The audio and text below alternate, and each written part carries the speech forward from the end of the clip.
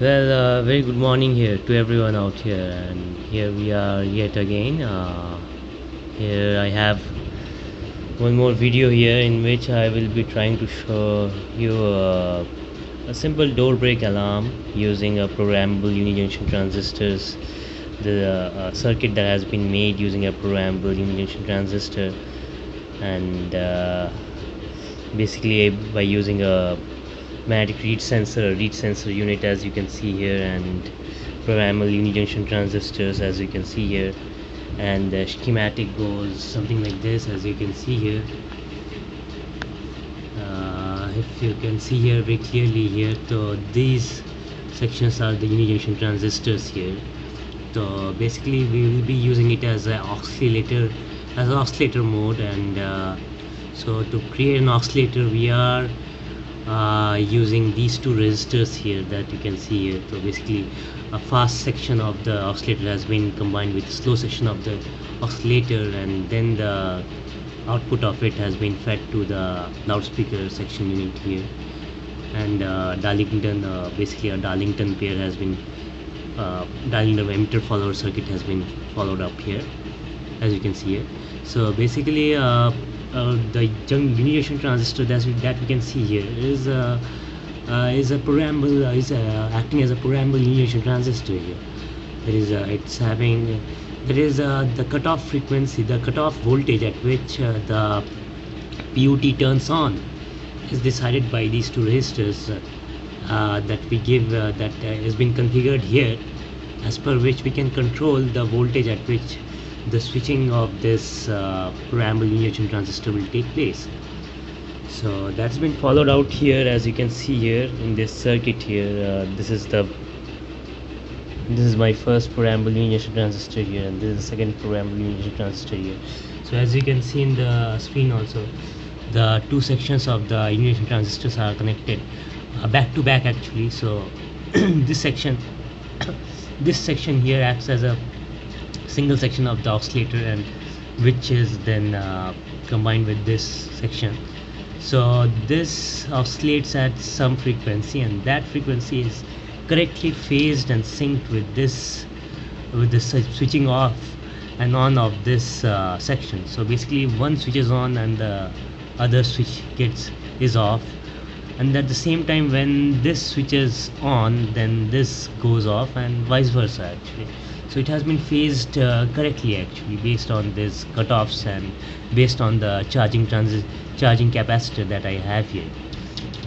So basically going through actually, we'll be going through to see here, like now important thing to note here is that these two sections are basically connected by using this pot that I have used here in this circuit diagram. As you can see here, the pot 10K pot that I have used here.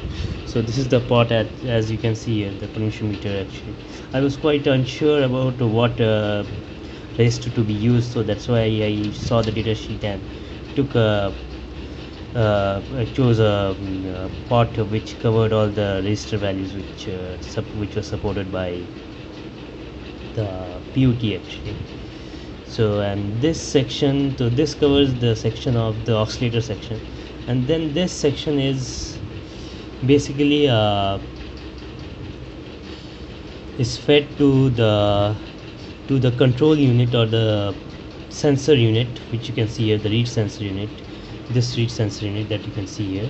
So basically this output of this section, as you can see here in this circuit diagram, this section of this from the loudspeaker is being controlled, and this entire thing is controlled by the help of this transistor, which is used to control, or which is used to energize a relay, which will be turned on when the circuit is broken, or say the read sensor, when the read sensor is basically normally closed.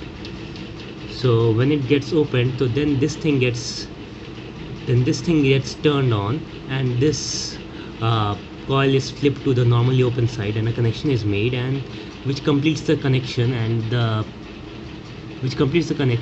the entire thing, and the oscillator starts oscillating actually. So that's how it is actually. So here, as you can see here, I have connected a relay here, and then this transistor is there. So basically, which controls this magnetic read sensor output actually. So this magnetic read sensor is turned on.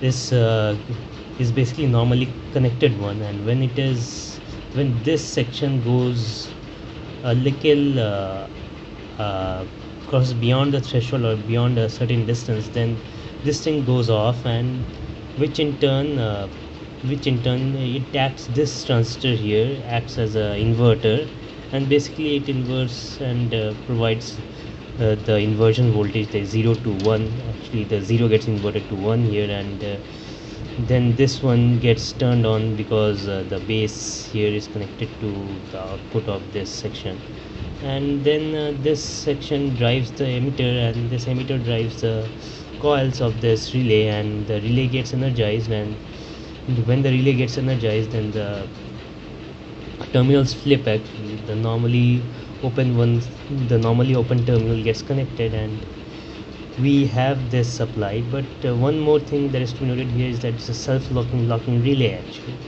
So basically what happens is that once the normally open terminal is closed, it doesn't break off, because this thing is continuously sending 0, or say it's continuously open actually, and this, which in turn basically continuously goes on energizing this part, and we have got a complete connection out here which goes on energizing this relay actually, and this normally open is closed actually. So that's why a complete circuit is formed, and that's why this relay gets locked after it gets turned on. So if we see the operation of this circuit now, if we can switch it on, and let's switch it on, and let's see, I'll be controlling it here by the help of the switch here. So it is now on. So basically when we move this section a little bit slowly, we can see that it starts to sound. Now this part, if we vary this part, we can see that what will be the effect. See, the oscillations have increased actually. This is how it works. I hope everybody is able to follow the simple operation of this door break unit actually. It's very simple.